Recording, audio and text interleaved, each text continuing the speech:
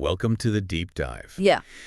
Sometimes you want to really get to grips with a health topic, understand it properly, but maybe without wading through dense medical texts. Exactly. And that's our plan today. We're focusing on colorectal cancer. Right. It's something that understanding really can make a difference for you and, people you care about. Think of this as your high-yield guide. We've taken some comprehensive revision notes and we're boiling them down to the absolute must-know info. Clear, memorable, something you can actually use. That's the goal. So our mission today extracts the crucial bits about colorectal cancer: what it is, what causes it, the risks, How it develops, what else it might look like, who gets it, the symptoms. how it's diagnosed, treated, the outlook, potential problems, the whole picture, really. Yeah, it sounds like a lot, but we'll structure it, break it down, maybe add some memory aids along the way. Make it stick. Okay, ready to dive in? Absolutely. Let's kick things off at the definition. What is colorectal cancer? So, simply put, it's a malignant tumor, a cancerous growth that starts in the colon or the rectum. Right, the large bowel. Exactly. Yeah. And a really key point is how it usually starts. In most cases, maybe 95%, it doesn't just appear fully formed. It develops over time. Precisely. It often begins as a benign polyp.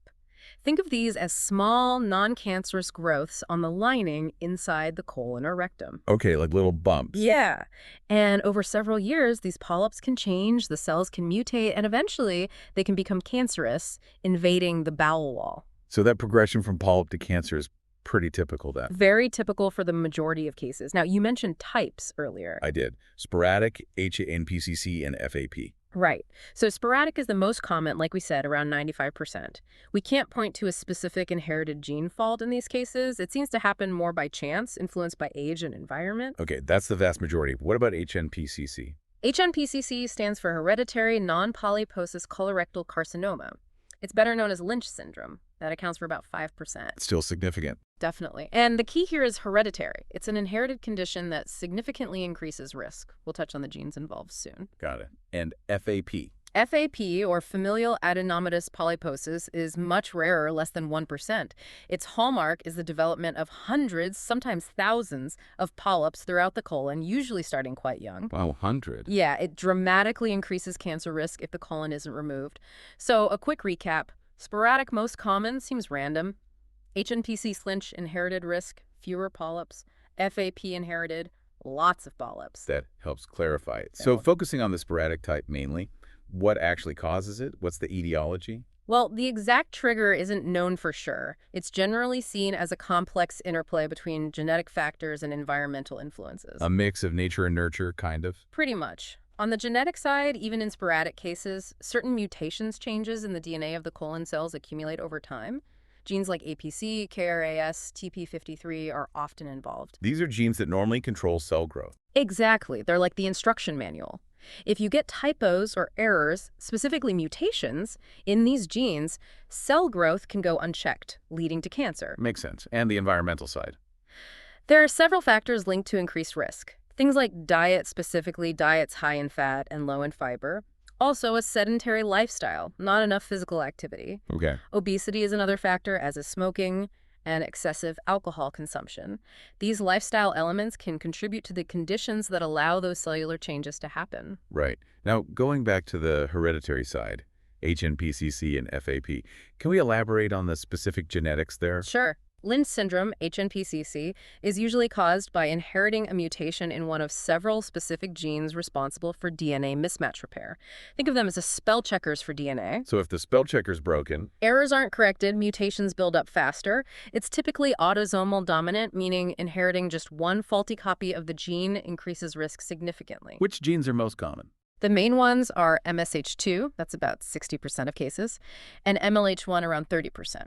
And Lynch syndrome tends to cause cancers more often in the proximal or right side of the colon. And wasn't there a link to other cancers too? Yes, absolutely crucial point.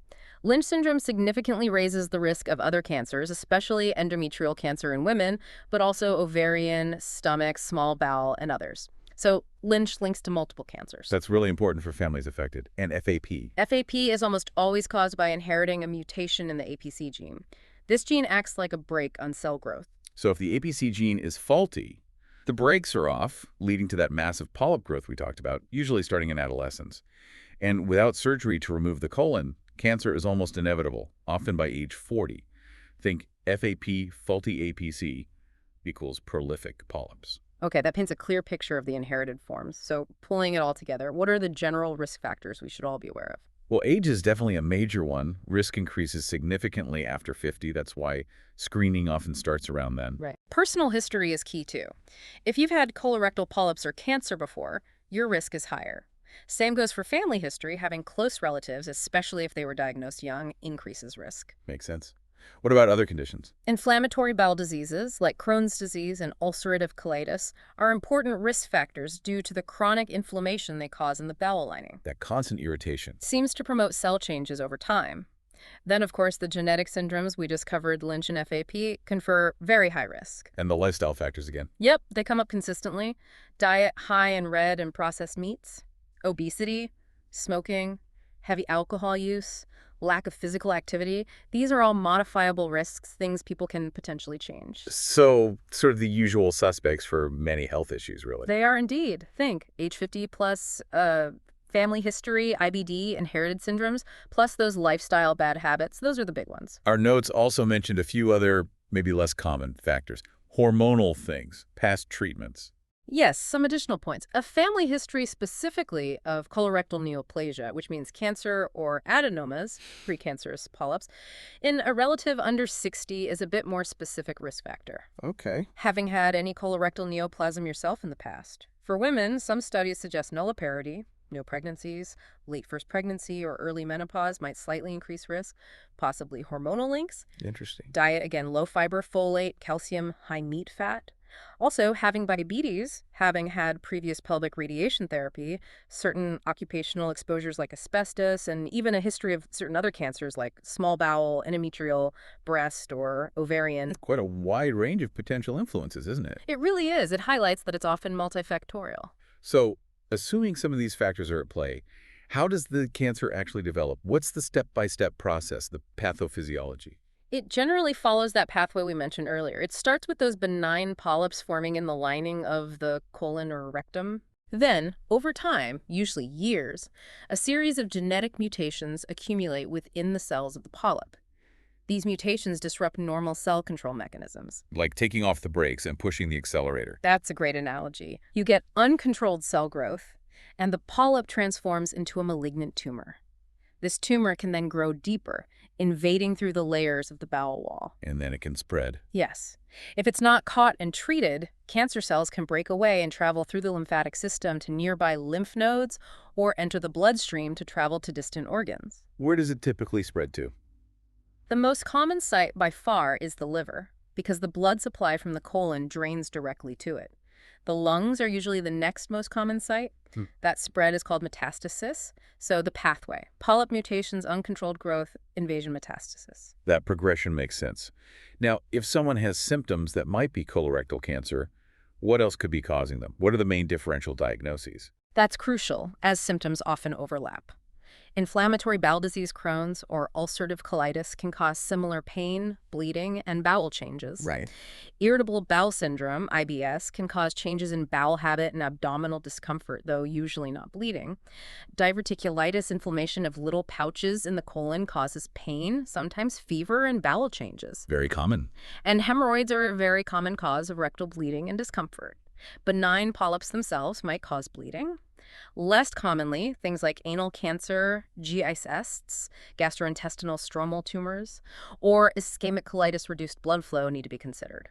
So quite a list to rule out. Definitely. Think. Could it be inflammation like IBD or diverticulitis, functional like IBS, something very common like hemorrhoids or benign polyps, or something rarer? Always needs proper investigation. Which brings us to the bigger picture. Who actually gets colorectal cancer in the UK? What's the epidemiology? Well, in the UK, it's a major cancer. It's the fourth most common overall. Wow. Yeah, it accounts for about 11% of all new cancer cases.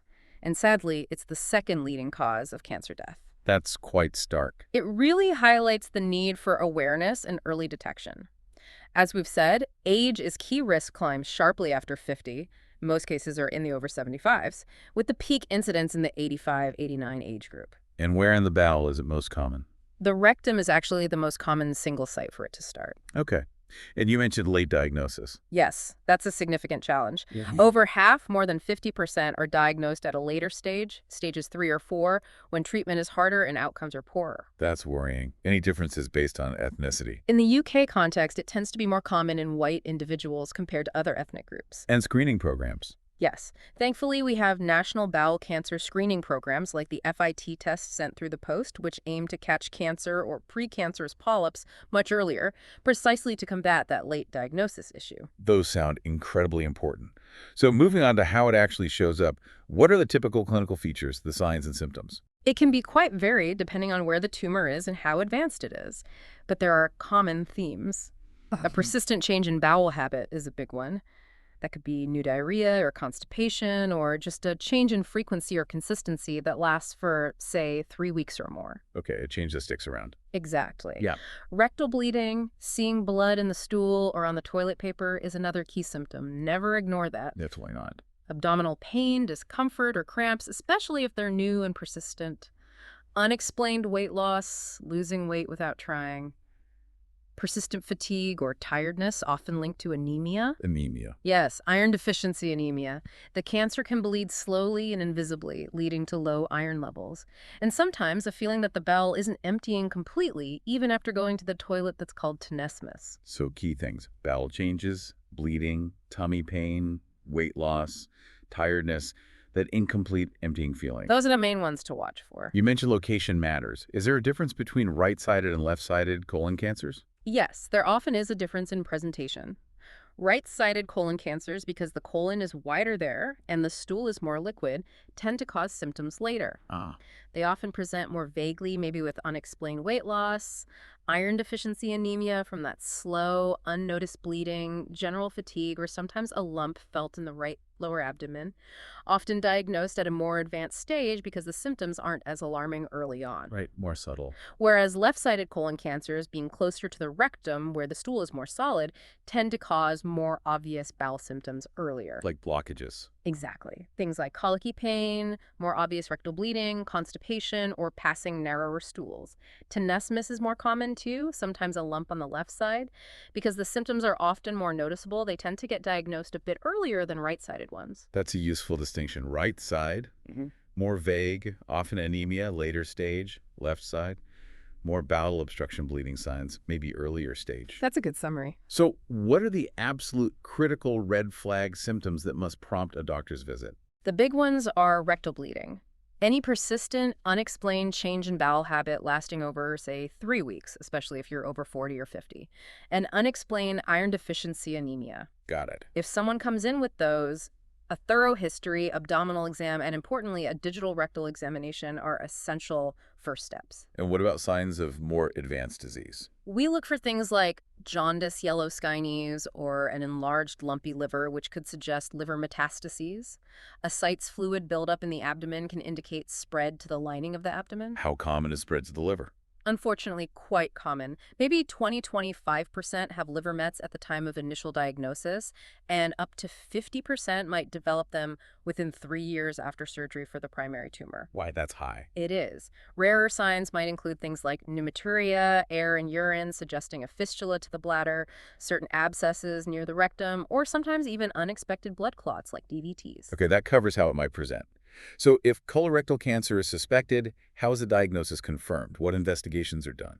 Well, screening tests like the FIT test or screening sigmoidoscopy might pick things up early in people without symptoms. But for diagnosis? The gold standard is a colonoscopy with biopsy.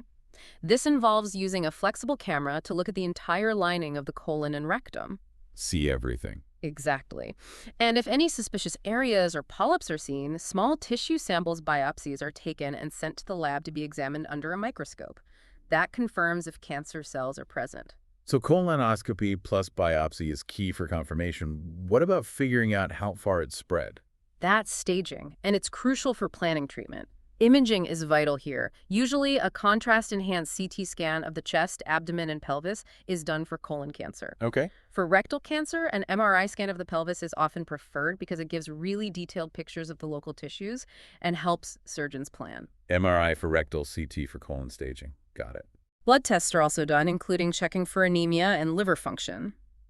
The CEA tumor marker blood test isn't reliable for diagnosis, but it can be useful baseline to monitor treatment response or detect recurrence later. Right. Sometimes further staging might involve a liver ultrasound or biopsy if CT is unclear, or occasionally a PT-CT scan if looking for widespread disease. All this info feeds into the TNM staging system. TNM. T for tumor size and depth of invasion, N for spread to nearby lymph nodes, and M for metastasis to distant sites. Okay, so that gives this stage, like stage 1, 2, 3, 4. Precisely. Stage 0 is just the lining. Stage 1 invades the wall. Stage 2 goes through the wall. Stage 3 involves lymph nodes. And stage 4 means distant spread, like liver or lungs. There's also grading, how abnormal the cells look under the microscope, grade 1 to 3. So see it, colonoscopy, sample it, biopsy, scan it, CT MRI, stage it, TNM. That's a perfect summary of the investigation process, and all this guides the management plan. Right. So let's talk about management. How is colorectal cancer treated? It's very much tailored to the individual, depends heavily on the stage, the location, colon versus rectum, and the person's overall health and fitness. Makes sense. What are the main options? The cornerstones are surgery, chemotherapy, and radiotherapy. Targeted therapy and immunotherapy are also becoming increasingly important, especially for advanced disease. Let's start with surgery. Surgery is the main curative treatment for localized disease. The aim is to remove the section of the bowel containing the tumor, along with nearby lymph nodes. What kind of surgery? Depends on location. Could be a right hemicolectomy, left hemicolectomy, sigmoid colectomy, or for rectal cancer, an anterior resection, or sometimes an abdominoperineal AP resection, which involves removing the anus and creating a permanent colostomy. Okay. Increasingly, these are done laparoscopically, keyhole surgery, which often means faster recovery. For rectal cancer, a specific technique called total mesorectal excision, TME, is crucial for removing all surrounding tissue and significantly reduces the chance of the cancer coming back locally. TME for rectal cancer, important. What about removing metastases? Yes, if cancer has spread, say, only to the liver or lungs, and those metastases are deemed resectable, surgery to remove them might be considered, often alongside chemotherapy. Okay. When does radiotherapy come in? Radiotherapy is used much more often for rectal cancer than colon cancer. It might be given before surgery, neoadjuvant radiotherapy, often with chemo, to shrink the tumor and make it easier to remove completely, or sometimes after surgery, adjuvant radiotherapy. Primarily for rectal cancer, then? Primarily. For liver metastases that can't be removed surgically, sometimes specialized radiation techniques like radiofrequency ablation or SIRT might be options. And chemotherapy? Chemotherapy uses drugs to kill cancer cells. Yeah. It's used in several scenarios. Adjuvant chemo, given after surgery for stage 3 colon cancer and sometimes high-risk stage 2, aims to kill any microscopic cells left behind and reduce recurrence risk. Okay, after surgery. It's also the main treatment for metastatic stage 4 disease, often used in combination regimens like FOLFOX or FOLFIRI, sometimes with targeted therapies. Targeted therapies. These drugs target specific molecules involved in cancer growth. For example, drugs like cetuximab or panitumumab target EGFR, but they only work if the cancer has a wild-type, non-mutated RAS gene. So genetic testing of the tumor is essential first. Ah, so it's becoming more personalized. Very much so. Other targeted drugs like bevacizumab target blood vessel growth, and newer drugs like regorafenib might be used if other treatments stop working. Immunotherapy is also an option for a small subset of advanced cancers with specific features like high microsatellite instability, MSIH. So lots of options, often used in combination or sequence. Exactly. For metastatic disease, especially liver mets, the ideal is often surgery plus chemo if possible. If it spreads to the lungs, the second most common site, a multidisciplinary team decides the best approach. Follow-up after curative surgery is vital, usually involving regular CT scans and CEA blood tests. You mentioned nice quality standards earlier. Yes, NICE guidelines in the UK emphasize key things, like offering Lynch syndrome testing to all newly diagnosed patients, discussing all options for early rectal cancer, doing RAS-BRAF testing in metastatic disease to guide targeted therapy, and having a clear follow-up plan after surgery. And any future trends. The big push is towards more personalized medicine using biomarkers from the tumor's genes to predict which chemo or targeted drugs will work best for that specific patient, maximizing effectiveness and minimizing side effects. That sounds promising. So shifting gears slightly, what's the general outlook? What's the prognosis? The single biggest factor influencing prognosis is the stage at diagnosis. Early detection makes a massive difference. We keep coming back to that. Absolutely. In the UK, looking at 5-year survival rates for localized disease, stage 12, it's around 90%. If it spread regionally to lymph nodes, stage 3, it's about 70%. But if it spread distantly, stage 4, survival is much lower, maybe 15%. Huge difference. It really is. Timely diagnosis, getting the right treatment promptly, and sticking with the plan are all crucial. And post-treatment surveillance is key for catching recurrence early if it happens. Remember, early stage will best outlook. Given how important early detection is, what about prevention? Can people reduce their risk? Yes, definitely. Many of the risk factors we discussed are modifiable. Maintaining a healthy weight, being physically active, not smoking, these are major. Diet too. Yes, a diet high in fruits, vegetables, and fiber, and low in red and processed meats and saturated fat is recommended. Ensuring adequate intake of things like folate, selenium, and calcium might also play a role, though evidence is still evolving. Any medications? Some research suggests long-term use of NSAIDs or even low-dose aspirin might reduce risk, particularly of advanced polyps or cancer. But this isn't a general recommendation due to potential side effects like bleeding. It's something to discuss carefully with a doctor based on individual risk. Hormone replacement therapy in women might have some effect too, but again, complex balance of risks and benefits. So focus on lifestyle is the main actionable advice. For most people, yes. Healthy lifestyle is key. What's the overall survival picture in the UK now? Overall, about 50–60% of people diagnosed with colorectal cancer will survive for 5 years or more. For those able to have potentially curative surgery, around 70% survive 7 years. And importantly, survival rates have been steadily improving over the last few decades due to better screening, diagnosis, and treatments. That's definitely positive news. Finally, what are the potential complications we need to be aware of? Complications can arise from the cancer itself or the treatment. From the cancer, you can get local recurrence, where it comes back near the original site, or distant metastasis, most often liver and lungs. Okay. The primary tumor can also cause problems like bowel obstruction, a blockage, or perforation, a hole in the bowel wall, which is an emergency, bleeding, leading to anemia. Malnutrition can also occur. And from treatment? Surgery has risks like infection, bleeding, leaks where the bowel is joined, and potential long-term changes in bowel function or the need for a stoma. Chemo and radiotherapy have their own side effects like fatigue, nausea, nerve damage, or bowel irritation. So managing these is part of the overall care. Absolutely. Early detection and good management help reduce the risk of many cancer-related complications, and managing treatment side effects is a key part of patient support. Okay, this has been incredibly thorough. Let's try and summarize the key takeaways. I think the main message is that colorectal cancer is complex, yes, but understanding the basics, the risks, the symptoms, the importance of screening is really powerful. Absolutely. Being aware of those potential symptoms like changes in bowel habit or rectal bleeding and knowing your personal risk factors, especially family history and age, is crucial for taking action early. And early action, early detection is fundamentally what leads to better outcomes. We can't stress that enough. So maybe a final thought for everyone listening. Just take a moment to consider how your own lifestyle choices and your awareness of your body can impact your long-term health. It's worth reflecting on. Well said. And for anyone wanting to delve deeper or find more resources, especially if you're preparing for exams like the MSRA. Check out passthemsra.com and also freemsra.com. Lots of valuable information there. Definitely good resources. Staying informed is key. Thanks so much for sharing all that insight today. And thank you all for joining us on this deep dive. We'll catch you next time.